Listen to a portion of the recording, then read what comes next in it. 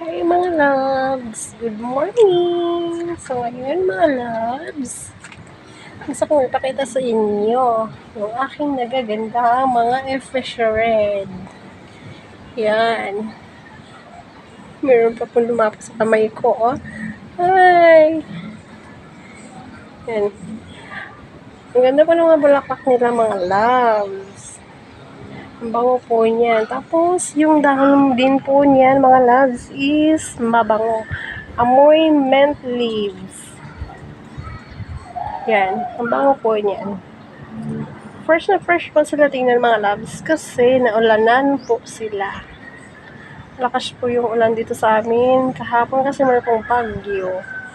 Pero awa naman ng Diyos is okay na po yung panahon dito sa amin, sa Cavite. Mahilig po talaga ako magtanim sa mga loves. Yun po, oh.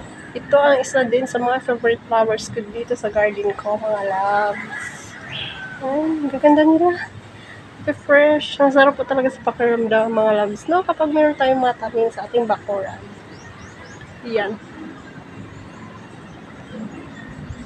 Ganda! Ganda, oh. Yan. Kaya din po ba mga loves? Mahilig din po magtanim. Yan. Nakaka-happy at nakaka-good vibes po talaga mga loves, no? Kapag meron tanim sa ating bakuran. Tuwing umaga ganito makikita mo. Ganyan, kagandang flowers, di ba? So, ayan po mga loves. Yan.